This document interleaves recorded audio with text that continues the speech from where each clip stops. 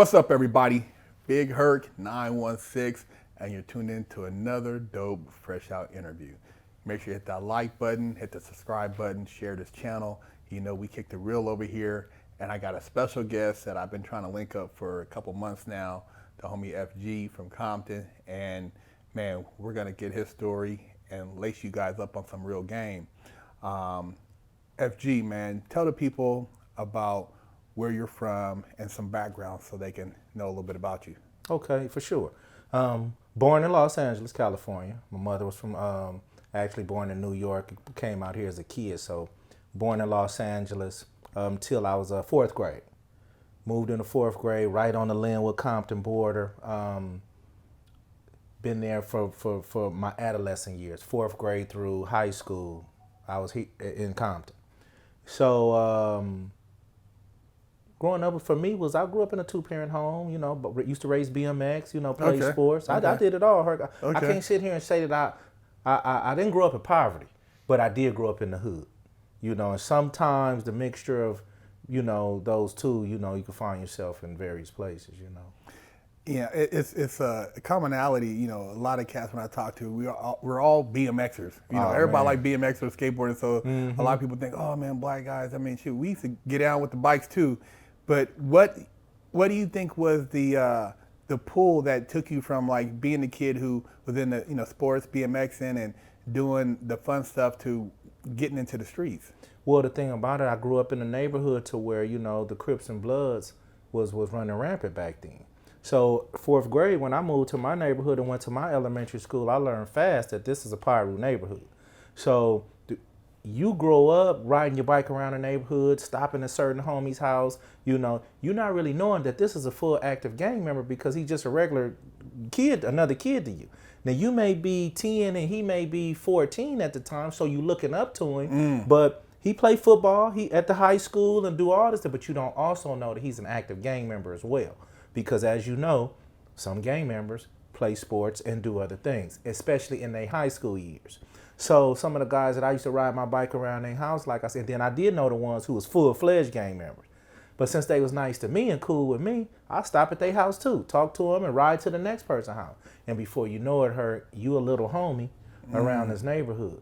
And it was probably when I was in the sixth grade, got into it with some kids and they went and got their big brothers. They wanted to fight, you know. But they said we finna go get our big brothers. So we like, well, we gonna go get our brothers. And on our way back through our neighborhood, I seen my homie pull up in a '66 Chevy Impala. You know, and they was gangbangers. They was real members. Yeah. So they like, well, what's up, man? What y'all? I said, nah, man, dude, talking about he finna go get his big brother. I'm finna go get my brother. So the big homie like, where they at? You know what I mean? And we're over here. You not thinking in your mind that you got a whole, you know, real gangsters finna go handle a situation and somebody talking about going to get their brothers.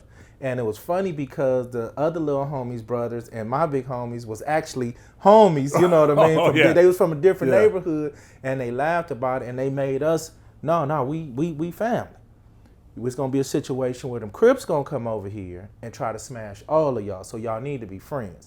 So as time went on, Herc, like I said, I played sports, I did all my, but my homie told me one time, he said, man, you got to get off that BMX, man, and fight. At one point, it's gonna come. And sure enough, man, them Crips came through and it make you change your mind frame because I'm not doing nothing but hanging out in my neighborhood. But since I live in this neighborhood, you're a part of this neighborhood, and they don't care how old you are. You know what I mean? So that's what made me start saying, well, if it's going to be like this everywhere I go, and I say I live in that area, I mean, you know, I'm going to push the line with it, you know, and it's gradual. You know, you play with it like, I'm from over here. And then next thing you know, man, it gets serious, you know, and you find out and you look around and you've been in the gang 2 years and didn't even realize. You know, and that's how it works for some people, you know. I know, you know, playing sports and, you know, like you said, trying to hold on to that neutrality, that innocence, but, you know, you go to other schools and then you seeing like dudes up at the game, they banging, you doing stuff, and just by default or going to a certain school, you might be associated with a certain gang. No doubt. By default, because the big homie, he from the school, and then so he ain't playing, but he's at the game, so it creates this, and like you don't even realize it, but you are now involved in some and they are looking at you like you one of them too. So it's like now you in. Well, 7th grade was the for me. I went to a junior high school that was all Crips. 7th grade. You what, 12? Yeah. So now you used to talk. I'm from over here. In my neighborhood. Within my neighborhood, I'm from over here. But when I go to school over here with all these Crips, we really going to get an education as our purpose. Then the homies just said, look, man, when you get there, it's gonna be Crips. But I ain't never ran into no bunch of Crips my age that really just cripping at 12 and 13. Where it's a violent situation. Yeah. Where it's a situation where y'all gonna fight on sight just because, not because we got into it with something. So my first day of 7th grade, it probably didn't take second period. We chopping it up. Everybody knew the junior high school. That's what we called it back then, junior high school. And dude, man, where you live at? Oh man, I live over here in Park Village. Man, where you live at? Man, I live over here. Across the street. Man, where you live at? Oh, I said I live over there on the off Carlin and Atlantic. You know what I mean? On what side of Atlantic? This side or that side? Wow. No, on the other side of Atlantic. You know what I mean? And they looked at each other. By lunchtime, man, the whole school was just. It was a disrespectful situation. Damn. You know what I mean? I mean, that fast. I'm talking about from second period to fourth period lunch. Wow. The word has spread it that fast that I'm from over here off this part of town, And I didn't think it was that serious. I'm thinking, dude, they gonna say something. Nah, they was really, dude, we gonna have to get down. We gonna see. And I fought. That's really why I learned how to fight at junior high school. I didn't run. I didn't hide. I went there the full 2 years. You know what I mean? Fighting from the, and a mutual respect ended up coming. But at the same time, man, that's when I knew that this shit is serious. And I'm only 13 years old in junior high school in the 8th grade. Then you go to high school at 14 years old. You know what I mean? And you took a good kid. I still was a good kid. You know what I mean? And a lot of people didn't know I did a lot of fighting even in junior high school, but I was also vice president on the student council. Wow. When I got to Linwood High, by now we mature enough that we can go in the locker room and fight without getting caught. I was president on the student council. You know what I mean? And a lot of people didn't know that. Because I was too busy at this point. I want to gang. Now it's like it's in me. You know what I mean? So I had did all that voting and stuff for class president back in the 8th grade, which it carries over the next year to high school. I don't want to be on no student council no more, man. When we was cracking, you know what I mean? I played football. I fought with the Crips. We gang bang, and it took off from there. And it became a love that I got love at home, but it became another love hurt that sadly to say that. No matter what you do, if you on a hockey team, if you on a bowling team, if you on I don't care if it's a speech class, the people that's in your class, you're going to develop some kind of bond to, especially if y'all going out competing with other. Say if y'all do poetry in this class, and you go out and compete against other schools in the poetry, you're going to develop an affection for your teammates. Basically, it's just camaraderie. It was the same thing with the gang thing, and it wasn't until you seen somebody actually lose their life that you realize that, hold on, man, we in a little too deep, now then turn to real violence, You talking 9th, 10th grade, people start dying, and you start to really realize that, nah, we in this shit, man, and it's serious, Do you think any of the teachers were aware of any of this, or faculty or administration? No doubt, they were 100% aware of it. We just thought they were stupid. We just thought they were dumb. We just thought they were ignorant to the fact of what we was doing. We thought our parents was too. We thought our parents didn't understand some of the terms we think we slick and use into the homies. Like my parents didn't understand that. They understand all that, just like we do now. My kids can't, our kids, I have kids, they can't get nothing past me as far as that. I might not say nothing, just like my parents didn't say nothing about everything. But they knew. And sometimes you have different faculty members. Some teachers pull you to the side. You far too smart for that. You way too smart for that. Let them have that shit. You know what I mean? You had those teachers, and you had some teachers come to get their paycheck.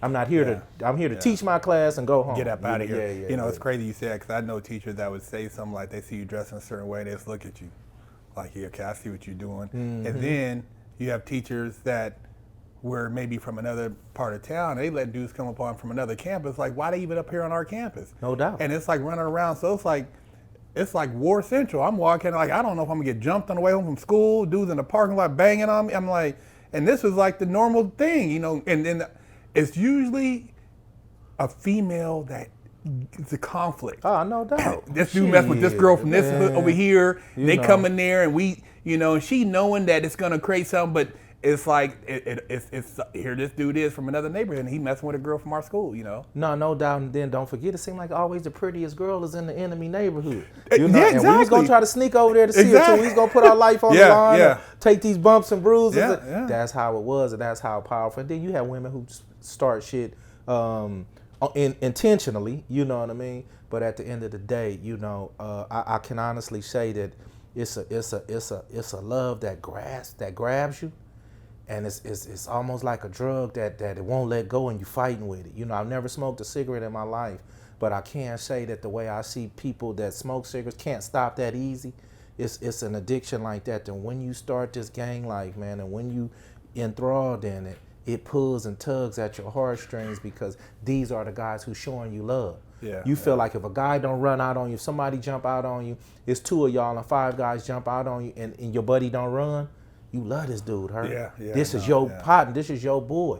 You know what I mean? And that's how you feel on the inside when you look at it. Dude, it's a lot of us that really had more potential. You know, some people didn't. You know what I mean? Some people didn't, but it's also demographics as well. You know. Well, you saying that you were in the student body and that you had, you know, academics behind you, shows that you could have maybe went on to become an engineer, went to law school. There's a lot of things you could have done because you had that in you, and it was something that just didn't get to fully blossom because of that. And like, you know, getting into it, homies, I remember, you know, you out there with the homie, you get into it and you feel afterwards like you guys got this bond, like you guys are superheroes together because we survived. You know, we got off on them, and everybody the next day in school talking.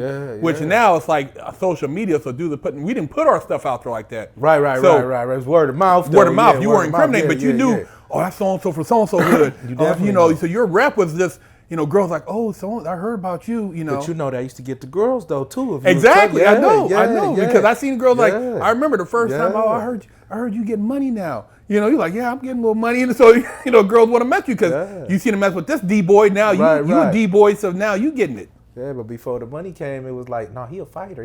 He'll fight. You know, he ain't scared. You know, and that's how it was. But I just wonder how many people that had potential careers to go on and be something great had it determined by the love for the game. Yeah, I know. You know, I know plenty of athletes that easily went pro, that just for the love of the game, man. You know, and that's why I try to give back now and try to give these dudes knowledge that, dudes, you can go on and be great. That's right. Because you're gonna get your heart broke doing this. You know what I mean? This gonna break your heart. You know what I mean? And it's only 3 or 4 things that can happen. You're gonna get shot. You're gonna go to jail. You know what I mean? You know, and you know that life sentence is around the corner. Yeah. You know, and it's only so many things when you look at you know, and I think that's what the gangbangers not, with me having the intelligence that I have now.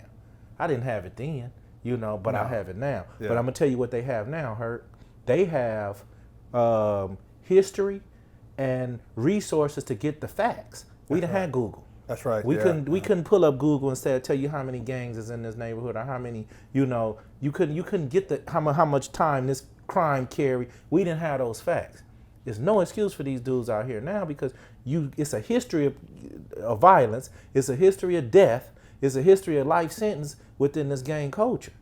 And you still want to do it. I don't even know why these gangbangers want to gangbang now. I don't get it. Yeah. You know, so. What was the incident that led to you initially going to state to do time in the state? Crazy story. I was on my way to high school, 12th grade. So by this time, I had checked out of Linwood High. I was going to a better school in Cerritos because I wanted to go to college for football. Mm-hmm. I felt that I can get a better education in Cerritos because I felt that their academics was better, you know, and the focus was better because it wasn't Crips and Bloods and stuff like that at the school. You know, or it's not a lot of them. So I checked out of Linwood High because I knew I was going to be, you know, I'd already been in a riot at that school. I'd already, you know, we won the football championship. But I was fighting and, you know, and getting suspended. And I'm supposed to be a student council, you know what I mean? So I checked out of Linwood. I went to GAR. I'm in the 12th grade at this time. I'm doing great. Colleges sending me letters, inviting me to their campus. And I'm a big deal. I'm in the Press Telegram, which was a local so they're paper. looking at you. Oh, no doubt. I was in the Press Telegram. I started quarterback, but I was going to college for strong safety. Wasn't a point of if, it was a point of where I was going to land. So I'm dropping I'd already lost my brother and my father. And I'm fighting through the Crips killed my brother. You know what I mean? So I'm fighting through I just took 2 losses 2 years straight back to back. My hero, my dad, and my other hero, my big brother. You know what I mean? So this particular morning, my little homie, my little buddy, because he wasn't a little homie, he was a regular guy, was one of my homies' little brother, say, look, I'm running late for school. Can you drop me off at school? I'm like, I got to be at school too in 30 minutes. I got to jump on the freeway though, but it ain't far. So I said, listen, come on. I got to take him up to Linwood High. So I get up to Linwood High, pull up to the back gate, you know what I mean? Because I didn't want to deal with all the traffic that's at the front of a school at 7 in the morning. And some dudes threw a rock in my car, you know, and when I turned around and looked, it was some Crips, you know what I mean? And at this time, I'm actually had just turned 18 at this time. I'm active. I'm playing double. I'm playing 2 sides. Going to school, getting my sport, doing all this, but I'm still with the bullshit in the street. So when they threw the rock in my car, I seen it was 22 or 3 of them. I jumped. I kept that pistol. I jumped out with a 38 special. Remember the big old revolvers? Oh, yeah. And I'm like, I can't blast these dudes because it's a bunch of kids out here. So I'm just like, give me what y'all got. You know what I mean? And I didn't need nothing. I had 2 well-off parents that bought me my car. You know, my parents bought my car. You know what I mean? I didn't have to do no hustling and shit like that. And I took some stuff from the dude based on I'm trying to humiliate you. Not that I need shit you got. And you a gangbanger. And you didn't threw a rock in my car. You know what I mean? So I take his little stuff. I don't think twice about it. I go to school. You know what I mean? And they come grab your boy, man, and on a robbery. You know, and I'm like, a robbery? You know what I mean? And these so-called little tough dudes, you know, came and got on the witness stand on me, and you know what I mean? And I went down for a robbery, man, 12th grade. I'm talking about, I still have the newspaper clippings of the athlete that I was at this time, man. You know, and that's how I went down, you know, and I got a couple years in the state, and when did it, you know? When did it? Just that one little choice, man. That's how quick it's. Same thing. I caught my first case 18. I should have just not gave somebody a ride, man. And I had never been to juvenile hall, never did no YA time, never did none of that. But I wasn't innocent though. I wasn't innocent. I just wasn't really getting caught because my intentions was if you make it to college, you ain't got to deal with none of this shit ever. You've escaped. But when you grow up in the hood, you can't be soft either. Yeah. You know, you have a mentality already. Don't forget I'm fighting with the Crips way back in the 7th, 8th grade. So now in the 12th grade, homie, you know, I've been doing this a while. Yeah. But I've been doing it. It's no way. It'd be wrong if I said the right way. I've been doing it the way where I never stopped going to school. I was going to get my education, and I was always a decent student. And I was going to college to play this ball. And I laughed one time right before. Look, we graduated in June, which most people do. I caught this case in May. Like May 9th or something like that. I had 1 more month before graduation, man. You know, and I couldn't make it 1 more month. And if I could go back and just let them throw that rock at that car, or I could have get out and just squabbled with them. Yeah, you know what I mean? And you know, my life could have just been a lot different. You know what I mean? So that one decision, you know, to jump out that hammer and like I said, I didn't want nothing from these cats. You know what I mean? I had it. My mama could have bought me anything and my daddy could have bought me anything that they had, you know, and just on some that pride, that self-respect, you growing up in that neighborhood, having that mentality, cost me. Yeah, it cost me. Yeah. Man, so, you know, going to the state at that young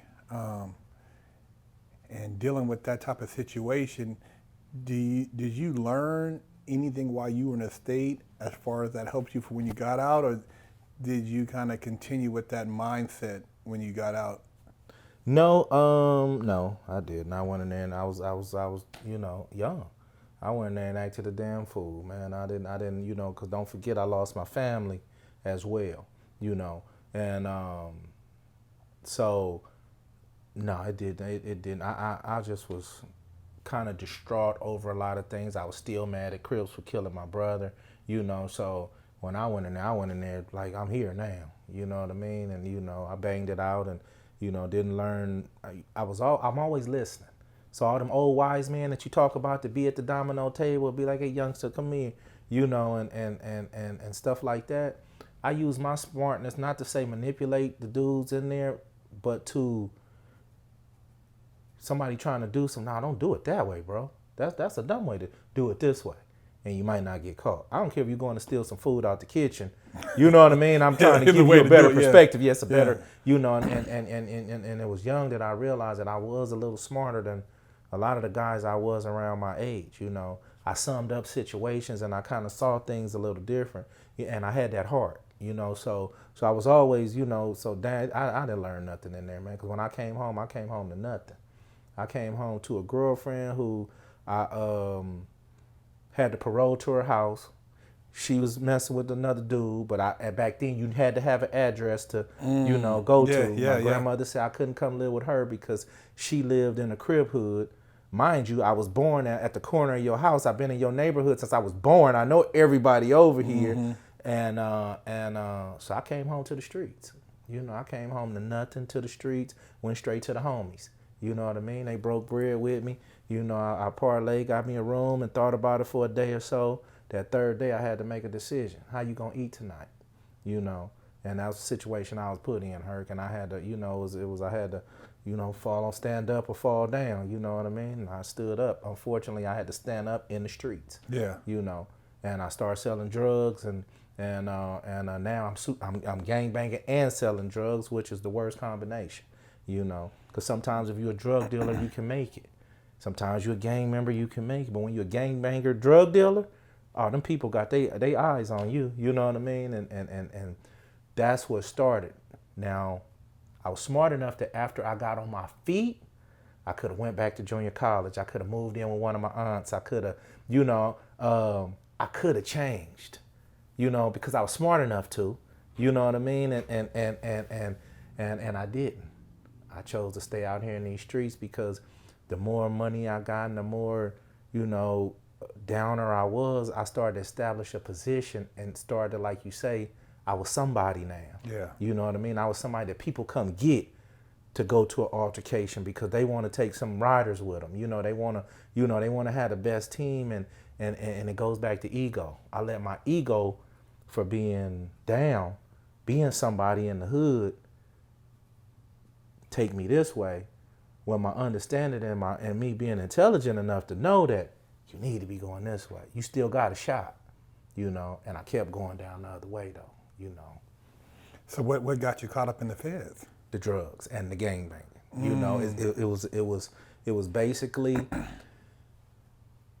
kept selling drugs. I just did it different. You know, I opened up a barbershop right there in the hood, which I should have did it in another city and just kept it straight. But I opened up a barbershop in the hood. My barbershop is where all the death row homies got their haircut at. You know, I was right there in Central. You know what I mean? Okay. So if you ever hear any of the death row stories, from the bun trees to the hair-ons, the little trays, hair-on had hair for a long time, but until he cut it off, all them dudes got their hair cut at my barbershop. So you ran across like everybody from Suge, Pac. Oh, everybody. You know what I mean? And I mean, right there. So once I get the, you know, even running with them, going to the award shows, I'm doing that, but I was really getting my money out the street. I didn't get no check from Suge, you know what I mean? So technically, you know, I don't got to answer to nobody. You know what I mean? I answer to the big homies, but I always had my own shit, and I always had enough respect to where I moved like how I moved, you know? So while y'all out death rowing, I'm getting this money in the hood, you know? And then it grew up, so I stopped selling drugs in the hood. I took it out of town, started getting more money, you know, and it just was downhill with the more money I got. Now I'm coming to lowriders, now I'm coming to big trucks, now I'm coming to Benzes, and now I'm coming to big wheels, and you still in this area. Now with you having all that, you know, success, quote unquote, on the streets, you know, because you were still in the streets, and then seeing this other side, this Hollywood side, did it ever cross your mind, like, to get involved in something like legit in that aspect, or was it just because you were in the streets, you didn't, you know, you had the barbershop, but did you ever have any plans or anything to transition into anything entertainment-wise, or was it pretty much you just were like, I'm gonna do the barbershop thing and whatever happens from there, or what No, were your? 26 years old, I opened up a nightclub. Oh wow. And I had the nightclub popping. It was in Fullerton. It was called the Red Velvet. It was right there on Orange Thorpe and Euclid, and Asian guy owned it, you know.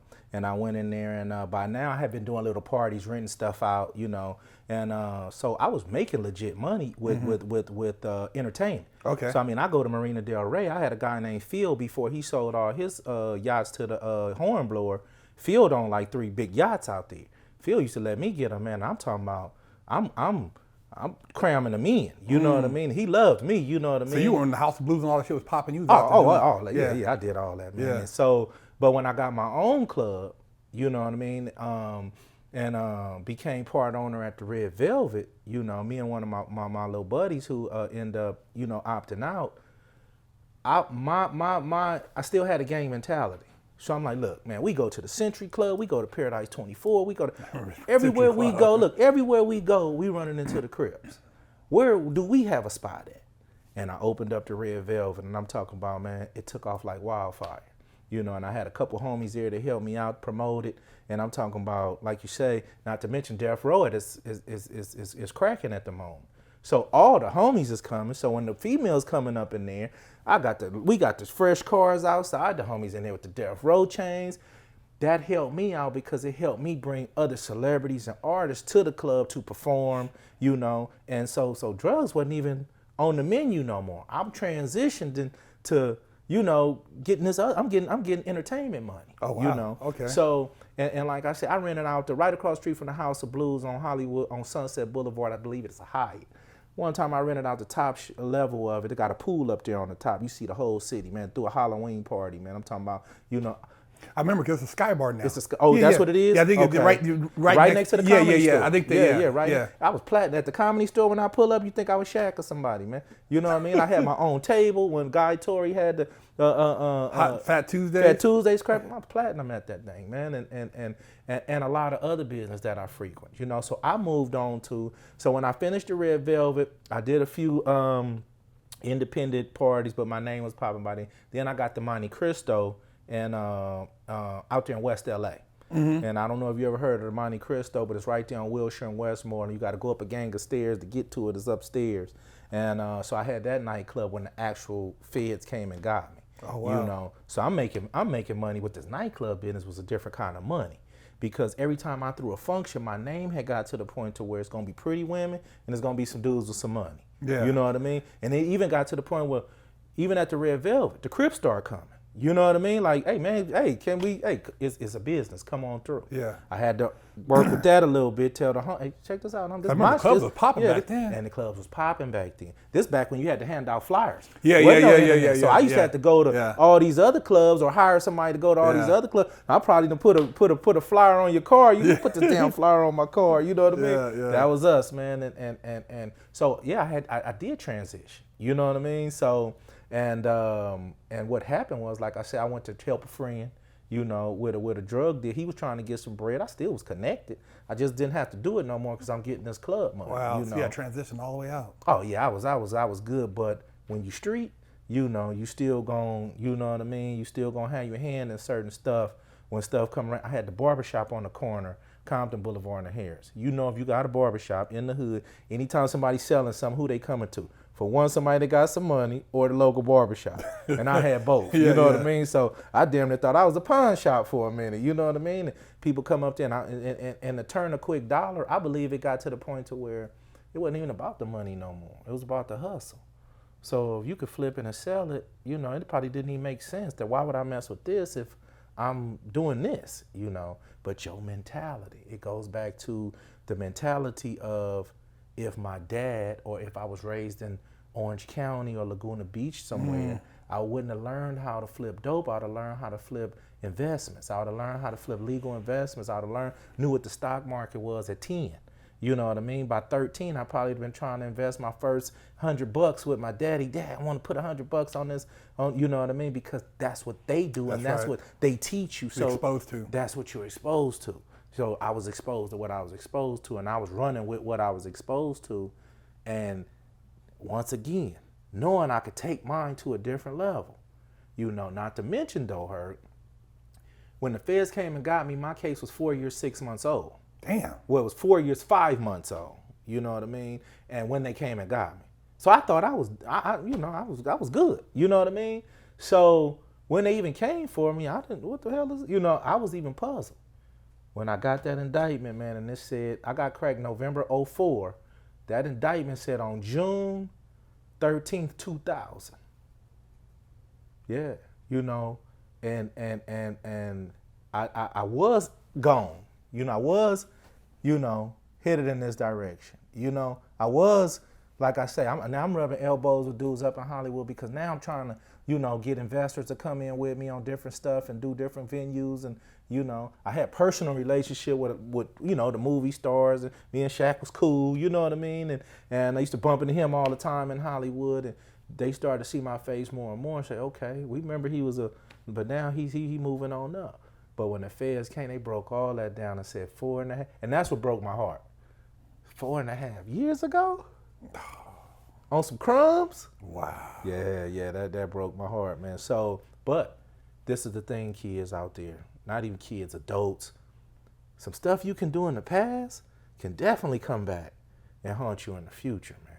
Don't think you got away with everything just because they didn't come get you 3 months from now. Some of these smash and grab dudes. I seen one in Beverly Hills where they just ran out with sledgehammers and got busy. Now, it might take them a year before they really run all those cameras back to where you parked that third car. Oh, yeah. You get what I'm saying? It might take them a year. Yeah. Then they find out who you are, a year, 18 months from now, man, when you somewhere chilling at your job because you say, you know what, I'm done with all that, man. I'm going to go to work because smash and grabs only got me, quick money. I need some longevity to take care of my kids. I had 3 more kids after that transaction in 2000.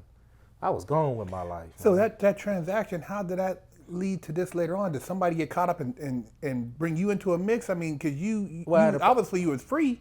No doubt. I was free, but the informant was, I believe, was still working for the FBI. Oh. So, I had a homie roll over, a personal friend rolled over on me, wore a wire on me, a 20-year homie.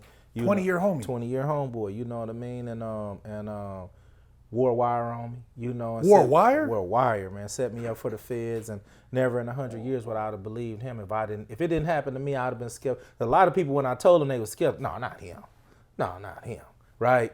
But I would have said the same thing if it wasn't me. That's how this how reputable of a homie we thought this was. Yeah. So at the end of the day, man, a personal friend got me, man. There wasn't no outside. The feds didn't do no dynamic. They wasn't getting me like that. It took a friend to knock me off. And I always tell people too, man, the feds, they don't have to work that hard. If they didn't have nobody, they couldn't bust anybody. Man. They always got to have. It ain't like they're magic, but it's like you said, it takes one dude this do this, and it's somebody you would never expect.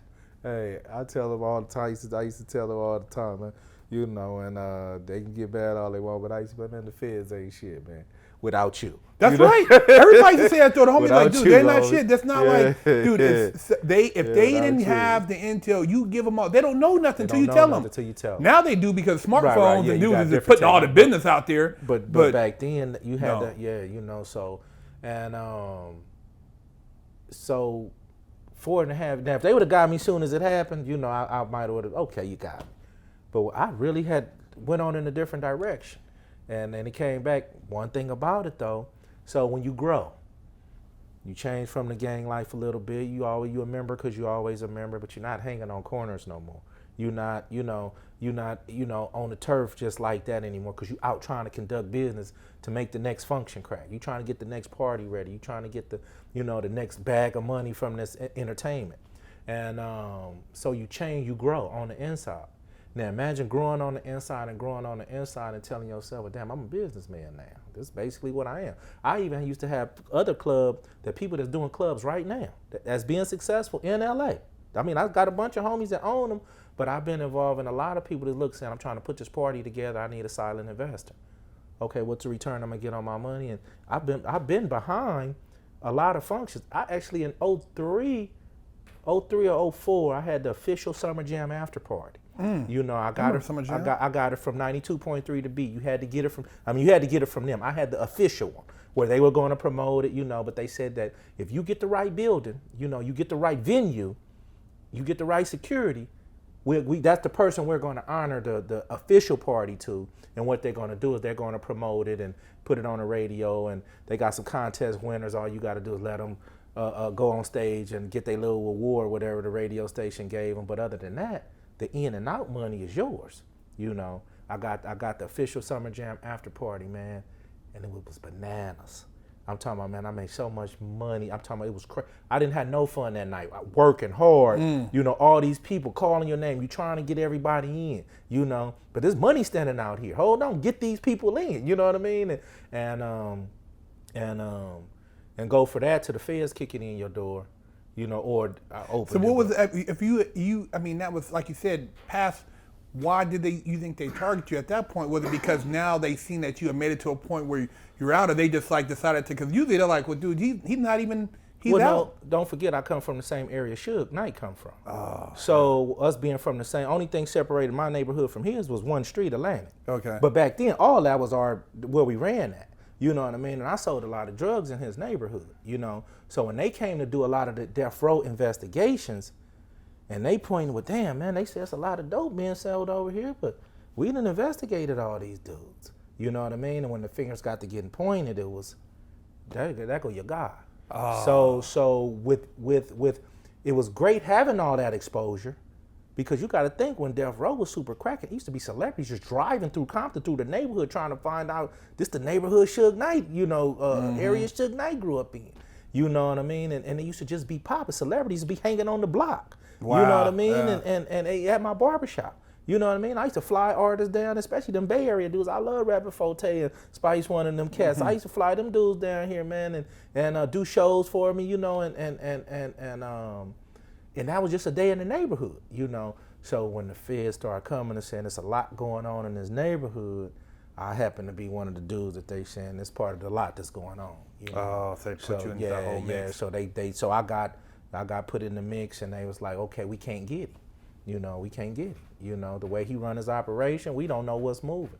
And I did a favor for a homie, and I personally did it. I could have sent somebody, but, you know, Big Hurt called me. I'm not going to send, you know, I feel I'm going to go for him. Mm-hmm. Somebody else, I'll say, hey, go drop that off to him, man. You know, I didn't collect no money or none of that. You know what I mean? I gave somebody something. But when in a conspiracy, as you know what I mean? You be a part of something, you going down. So I went from being successful to now I got to go pay the piper, right? So guess what I got to do now?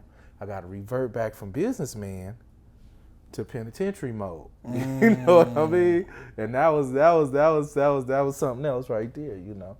And when I look back at it, man, I be like, damn, helping somebody, you know. And my dude I was helping, I love him to death, but if I could have just did it different, you know. Sometimes being selfish, you know, you last a little longer, you know. So when you got up in the feds this time, you know, I know you were a lot more mature. You had accomplished a whole lot, so I know it's a totally different mindset. And you know, transitioning through that, man, how did you look at that and prepare yourself so you know when you got out? Because you know, people don't understand the feds. You do 85%. It ain't like the state. How did you prepare yourself to when you got out to, you know, say, hey, I know I'm gonna be at this age, it's gonna be different, and I'm gonna have to do something different? Well, you have to understand that, you know, when you go to the feds and you go get all that time, whether it's the state or feds or anything else, when you go do anything 10 years, it don't have to even be that, but when you get those kind of numbers, 10, 15 years, you know, for me it was more or less like I didn't plan for the future because I couldn't say what the future was gonna be. Mind you, I don't have a mother, father, sister, or brother. You know what I mean? You know, so I had to rely on people that I didn't know if they were ready for this, you know, and I had to be realistic with myself. You know what I mean? Don't forget, I had a house in my name, you know, because I had businesses and paid taxes for years and years and years. The feds didn't take nothing from me. They didn't take my house. They didn't take no cars. I still had the Benz. I still had the low riders. They didn't seize anything. You know what I mean? And so I had to be honest with myself. Who's even going to be here in 9 years? You know, who's even going to be around? You know, and you know, baby mama's an easy runoff. You know, go do their thing. Which to me, I respect that. I mean, I'm not mad. Do it a certain way. Yeah. Just be upfront with me and say, listen, I can't do this. you know. But if you need something on the back end, or you know, if you look, I'm a grant deed my house over to you, sell it, put all my money in the bank. If you could just make sure or put this much on my books every year or something like that. If you even at least got somebody who can do that, to me, I was winning. So I was prepared to come home to nothing, a few $100,000 in the bank from selling my house or whatever, you know. I had some money still, you know what I mean? So I said, okay, if I could come home to a couple dollars where I at least don't have to sell no more drugs or you know, do nothing crazy, for me, that was a plus. I could work it from there. If I can go, you know, even if I went to live with somebody, I'm the old guy. We don't live rent free. We don't lay up on nobody. Yeah, we don't. yeah. If I'm coming to stay somewhere, I need to pay this rent. You pay these. I don't care if it's you know who it is, an ex-girlfriend, a cousin, anybody. If I come, I want to be able to come and make my, you know, contribute. You know. So my mentality was, I didn't even think who was gonna be here. So I didn't think about the future. You know what I mean? Not to mention, I was back the person that you be when you really is one of them dudes, you really like actively involved in that gang shit. You know, when I hit the feds, it was the second day I was on some gang activity. Yeah. You know, because I felt that something wasn't going right. You know what I mean? And we gonna get in a crash if you make the decision.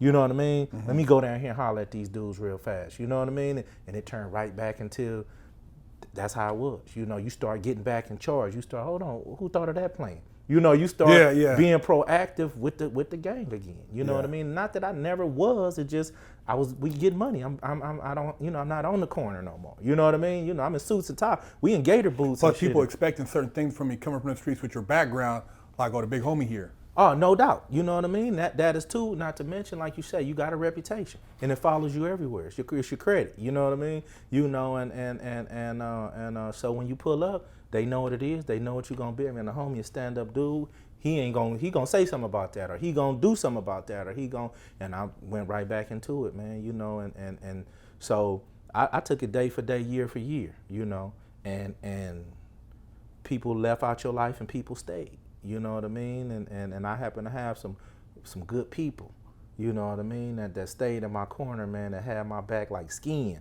you know, that didn't miss a beat, you know what I mean? And I won, you know, I mean, I did good, man, you know, and didn't lose nothing, you know, and saw my kids, all of them, you know, I got 7 kids, seen them all, you know what I mean? And so I had that relationship with their moms that, nah, we ain't gonna hold, you know, if we can, they there, you know. That's right. And if one gotta bring all of them this time and one gotta bring all of them the next time, I had a good network, you know. You know, so, you know, I made it through, man. That's definitely a blessing, man, to be able to have that structure and support, because a lot of times people think one thing and you get in there and like, dude, you call that phone, and they don't accept the phone, you hang it up, you look like, dang, even try it again. No, maybe, no doubt. You know, you looking like, oh man, No I doubt. can't even get a call through. And you know, the feds, like you said, is different than the state where it's a psychological, because you're dealing with a totally different mindset, and there's a lot of games in the feds. You all over the country, they shipping you, moving you around, and just the things you're dealing with. You know, looking back, you know, I know now you're doing well for yourself. You've been able to transition and now put together your own little YouTube and give advice and help people. What would you say to a young FG in retrospect? You know, I know you went through a lot of adversity and things and trying to find your way, but what would you give as far as advice for maybe a youngster in your shoes, you know, riding the fence, you know, athletic, but still in the streets and trying to decide what path? My advice would be this. You know the difference between right and wrong. You know. And if you're athletic, if you got musically inclined to be great, go be great. Let the homies have that. And it took me a long time, Hurt, because, you know, from 19 till, you know, these were family members to me. The streets was family. So even though I ended up having a family, the streets was family. It was like your first love. You know, something you can't get go. Like I said, pulls at you. But at the same time, let them have that. It was a point to where I believed that the hood wasn't gonna survive without me. You know, and feds came, you started, or when you go to jail, it did. You know what I mean? So let them have that. You go be great. And if you want to come back after you in the NFL, or you want to come back and you want to put up a youth center, or you want to, you know, come back great and really give something to the community, opposed to just being around and helping somebody fight or go be great. That's my whole thing. And if I would have went to be great at every opportunity I had, because even after I lost my whole family, and even after I, you know, went to jail and came home, I still was young enough to go to a JC. I still was young enough to get an education. You know, I still was young enough to be better at that time, you know, and it would have ultimately made me better as a man, you know, but I chose different. Everybody can't. If it's a kid out there and he knows that, man, I might can go somewhere with this, even if you don't think you can, but you love that, go do it. You know, choose you. Choose you. That's my whole, choose you and choose life, man, you know. Because at the end of this thing go real fast. Yeah. It go real fast. Choose you, choose life. Them streets gonna be in the streets. Let them have that, you know. Let them be that, you know. And if your homie that's from the streets don't want to put on a cool shirt and some regular clothes and meet you at PF Chang or meet you at, you know, a sports bar to have some drinks on some regular time when he hanging out with you, that's not your partner. You know what I mean? If he can't take himself out the gang setting and come out to you and do some regular stuff, you shouldn't be hanging with this dude anyway. Yeah. You know what I mean? I still got little homies hurting. I still got friends that, you know, but you got to come out to me. You got to know how to act for me to invite you anyway. You know what I mean? But if you have that, I'm not, man, come on out. Come have a drink with me. Come watch the game with me. Yeah. And I'm going to give you some advice, and you maybe can give me some. That's right. Because I take advice from anybody. You could be a kid, and I'm going to listen, you know. And that's just how it is, man. You know, my advice to these kids is go be great. You know, because a lot of them can do it. But they letting the homie influence them. Oh man, you doing that sucker stuff? You know, nah man, yeah, I'm gonna do that sucker stuff. That's you know, right. that sucker stuff gonna get me paid. You gonna get me laid. That's gonna get me. You know what I mean? And that's what they need to remember, man. Choose you. You know? And if they want to reach out as far as, you know, to check out your message, what you got going on, do you have any social media? Yeah, I'm on Instagram at FGeneral1, Okay. and they can reach and touch me there. I get a lot of people hitting me up with actual real life questions. You know, I'm on YouTube at FG Unleashed, and I also do a podcast. I don't know if you heard with Alex Alonso, man. It's really called Streets and Scholars, and that's on every podcast platform: Spotify, iHeart, Apple Podcasts, all those platforms. And they can reach me on those things, and you know, get a little wisdom, get a little knowledge, or email me some topics, and you know, or DM me some topics, and man, we'll discuss it. And we'll put the links in the description too, man. No doubt. I appreciate you coming out, man. Great having a conversation with you. And, you know, we're out here saving lives, giving out some advice, and hopefully you guys take heed. Because, man, he was around it at the highest level. I mean, Death Row, he run around doing these functions, and he's been in it. He's a real one. So you guys take heed. FG, appreciate it, man. Hey, I appreciate you for having me, Big Hurt. Big Herc 916, fresh out.